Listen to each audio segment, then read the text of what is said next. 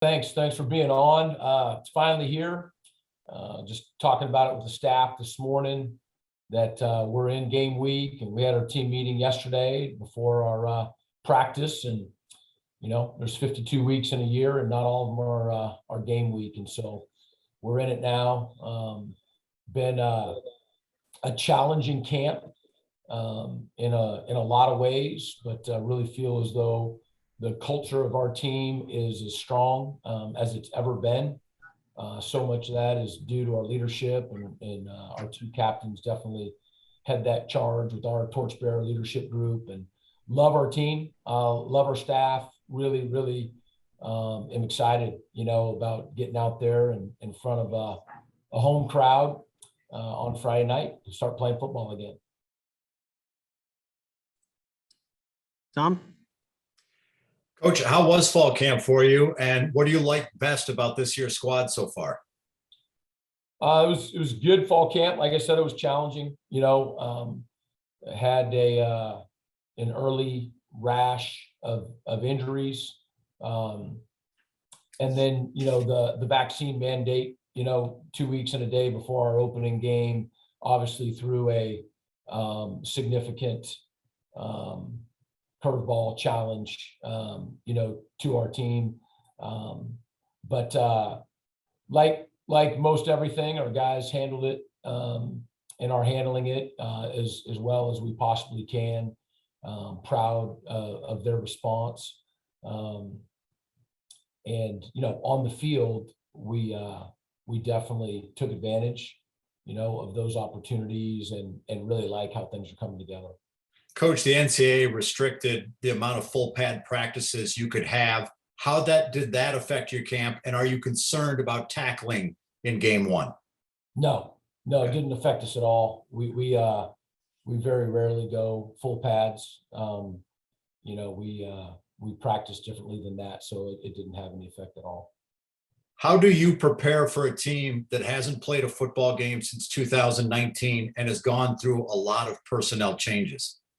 Yeah, first, you just know that they are going to be trying to put two seasons into one. The excitement level, the anticipation, the taking advantage of every opportunity. They didn't get to play at all. We only got to play half a season. They didn't play at all. And so we know that they'll be, as excited as anybody could possibly be. Personnel wise, the first game's always difficult to figure out. It's always difficult, but do our best. To try to figure it out. But you have to be prepared for things that you can't control. Do you feel as good as a coach can feel about your special teams with the guys you got coming back? Well, we've lost a lot on special tems. I guess I was talking more about Chad Ryland and Julian, and as far as your kickers. I'm sorry. Yeah. Our specialists. Yeah, I think they're as good as there is. You got to do it on game day, but the maturity, the talent level, the focus, the Jake Julian and the Chad Ryland, and then you've got Steve Bird at long snapper. That group of specialists is as good as I've ever been around. How was camp for Preston Hutchinson and Brandon Benson? And I'm sorry if I've missed it. Have you announced a starter yet, or are you kind of wait until later in the week to make that decision? We let everybody know when somebody rolls out there. So okay. But camp's been great. Preston's had an outstanding camp, no question. He's really playing well, and just knows. This time last year he had one game under his belt, and so now he has 7. And last year with a 6-game season going into it, you didn't really know whether it would count. In terms of experience and actually having gone through a season, and 6 games is not 12 or 14. But it did. I think the guys who played a lot for the first time feel as though, they have experience now going into this year. So we feel really good about that. Thank you, Coach. Chase? Coach, I'm curious about, I guess, your takeaways from the final two games of last season and how you would describe the positives from that you'd like to translate over to this season. Also, Avant Mitchell from Lawrence Tech told me to tell you hello this morning. Great. Yeah. Well, please tell him that I say hello back. So hope that they get off to a great start. He's good people. So no, really, I think that we take a lot out of all 6 games. I'll answer your question, but I don't want to dismiss, the other 4.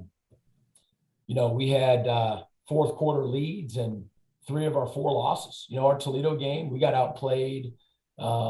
And definitely, for me with the offense, got out coached. I don't know that we were emotionally, mentally, physically, they beat us. The other 3 losses, are ones that are really, really hard to swallow. Because again, we had fourth quarter leads and substantial fourth quarter leads. But down 4 games going to Western, they're undefeated, and you really didn't see, our guys blink at all. And played really good football, not perfect football, but played really good football. But like you mentioned, those last 2 weeks, and but I really don't compartmentalize it in terms of just taking away from the last 2. I mean, we learn whether it's good, bad, ugly, beautiful, try to learn from it, and then move on to the next. But you like finishing on a positive note, right? If you don't finish on a positive note, then you like finishing with that hunger to get out there and get better. You got to have that either way. But I think we showed a little bit, of what we're capable of. And then obviously we've added, some really, really important pieces and depth and all that, being a year later and having all of those seniors back. So it was a strong finish. And there's some pretty good football being played for most of the other games, and most of each of those games, but we'll be better this year. Coach, I'd like to hone in specifically on the red zone success. Why do you feel the team was so successful in the red zone? Our kicker was 100%. So we were 100% in red zone scoring. Anytime you don't score a touchdown, you wish you had. But when your field goal kicking unit is 100%, then you've got a chance to be pretty good. And we did a pretty good job in the red zone offensively, but the reason why we were number 1 in the United States of America is because we were 100%. That combination of getting the ball over the line and when we didn't, being able to kick a field goal put us there. And Coach, what do you like about the core of receivers that you have coming back? Well, I'll tell you, the core was pretty small, and pretty banged up. You got Haas and Dylan and Tanner Canoe, and we just needed to grow that, and we did. And so we feel really, going into last season, Haas had his breakout game versus Pitt in the Quick Lane Bowl with a bunch of catches and over 100 yards. Tanner Canoe, coming into last season, I think had played maybe 2 reps, at wide receiver. And then obviously had a breakout 6 games. And then Dylan Drummond, he had a touchdown in his first game as a freshman and had a couple of catches. He is countable, dependable, and is a wise, sure-handed receiver as there is. But we needed more than that, and so, we went out and got a Dennis Smith, from Duke, went out and got an Ishawn Stewart from Oregon State, a Zach Westmoreland, who has all of his eligibility left, but started first semester at a junior college there out in Oklahoma, and a JB Mitchell, was our one scholarship incoming freshman wide receiver. And then Latrell Fordham, who was at a prep school. So it was a really good unit, but it was really small, and it's no longer small. Thank you, Coach. Coach, before we let you go, we know you've commented plenty of times on the two student athletes that are with us, but if you would, just a comment or two on both Turan and Thomas Odukoya. Oh man, love these guys, man. Inside and out, on the field, they are definitely, our leaders. The amount of just real energy and passion that Turan Rush plays with is inspiring. He's just that way, right? It's not, is he going to be up for this practice, or can he get guys up for a game? That's how he lives his life. I mean, he's passionate. He's got an intensity about him, and he brings that to the field. I mean, I can't tell you how many times watching film, with the offense, I'm pointing out Turan Rush. I mean, his energy, his hustle. It's like I said, it's inspiring. And then, I either call Thomas or Sir. I mean, he's got an unbelievable respect from our staff and from our team. He is who he says he is. He lives his life, at a high level.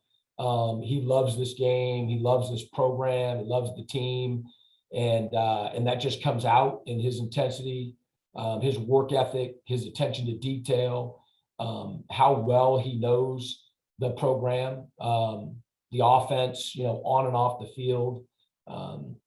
And so, I just always have believed, I mean, leadership, shouldn't be, the head coach. It's got to be the whole staff. And then it shouldn't be the staff. I mean, it should be the senior class. And these guys are the representatives of that. And we do have that. We've got really good leadership, and these guys are as good as it gets. Coach, we appreciate your time. We'll open it up for student athlete questions now. Tom or Jason, feel free. Thomas, I'll start with you. How are you feeling after this fall camp and ramping up for a full 12-game season? I mean, personally, I feel healthy. I feel ready to go. I'm excited. It's been a long time coming, preparation all the way through the winter, the spring, summer workouts, and then finally the fall camp. The moment's finally here. So I'm very excited. I'm ready to get after it. How's the timing been with the quarterbacks? You feel good about that connection as far as being able to read each other's minds or be in the right place at the right time? Yeah, for sure. I mean, I'm obviously used to Preston, but Ben has came in and, has been amazing in the way he prepares and the way he throws the ball and everything. So getting to work with both those guys and getting better with both of them has been a good time. It's going to be exciting to see how both of them are going to perform this fall. Do you set personal goals for yourself when you go into a season like this, or is it all team goals? I mostly think about the team, honestly. I feel like if I, help this team perform the way that I feel this team can perform and this offense can perform, that my personal goals will follow, things that I want for myself. So I'm mainly focused on the team. Of what you know of St. Francis, what challenges does their defense pose to you guys? Well, I mean, the big thing about St. Francis, obviously, is the unknown. A lot of guys left that program. A lot of new guys came in, transfer guys, JUCO guys. There's a new defensive coordinator. So we're not really 100% sure in what structure they're going to line up, who's going to play what role and everything. So we're just, covering all the bases of what they did last year and what their D coordinator has done, trying to be best prepared as we can for Friday night. Turan, kind of the same question for you. As you look at St. Francis's offense, or what you guys know of their offense, what's going to be the challenge for you guys defensively? The challenge for us defensively is just understanding, knowing the call. Like Thomas said, they're unknown. They haven't played football in 2 years. They got new guys, a lot of guys transferring out there.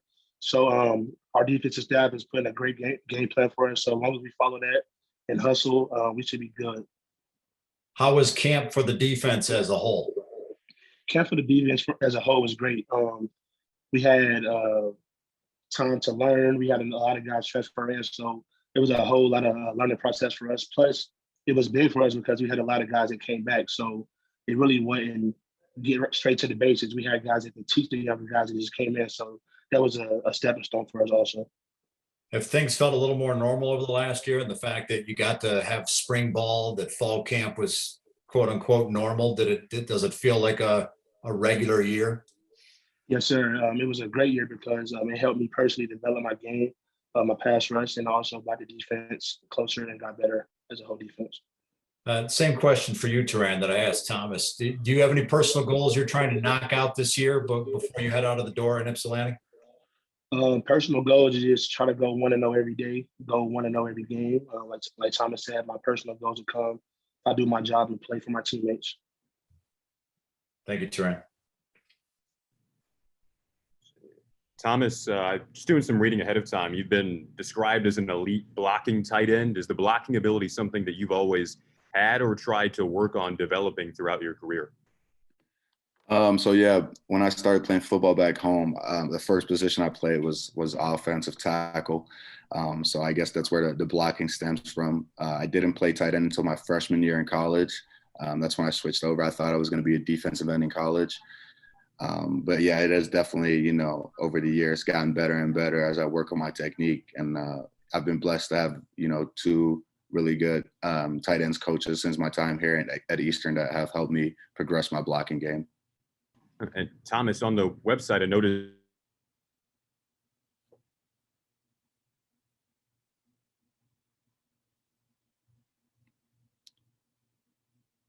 Sorry, he just broke up for me. I don't know if it's just me. I think he froze Sorry, up. I think my Wi-Fi cut out there. Oh. Yeah, sorry about that, guys. I think my Wi-Fi Cut cut for a out. second there, Jason, but we have you now. Okay, sorry, guys. Yeah, I think it cut out. Yeah, Thomas, I was basically just curious. How long did you live in the Netherlands? So I was born and raised in the Netherlands. That's where I'm from. And I moved over to the States when I was 19 years old. I started playing football there when I was 16, at a small club football team playing 9 versus 9-man football. So it's definitely been a big switch coming over. Do you speak any other languages? Yeah, Dutch is my first language, and then I learned English growing up. Okay, gotcha. And sorry if I missed this. What age did you come over to the States? I was 19 years old, so that was back in 2016 when I was a freshman in college, and now my long college career, I'm 24. Oh, wow. Huh. Uh-huh. And let's see. So, Thomas, anything, I know Turan mentioned there what he was working on in the off season. Is there anything that you specifically tried to hone in on in your off season workouts?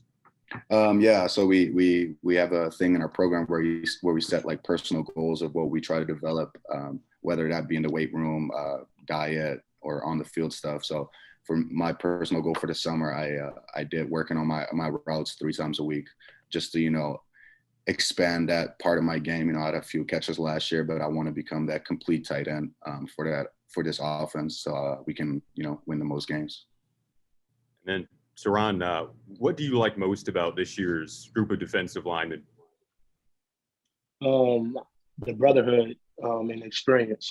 So, like I said, a lot of guys came back from last year to this year, so we got a lot of experienced guys. So we can play fast. We know and understand the call, so we should be good. We got a lot of young guys that can play also. So the brotherhood and just the tenacity and the want and the love for the game from the defensive line. I think we're gonna have a good group this year. Thank you, guys. Thank you. All right. If there's nothing else for the student athletes, we'll let you guys take off. Thomas, Turan, thanks again for jumping on. And then Jason and Tom, thanks for jumping on as well. We will look forward to seeing you guys here in just a few days. Sure. Thank you for having us. Thank you. Yes. Thank you. Guys. Thank you all so much.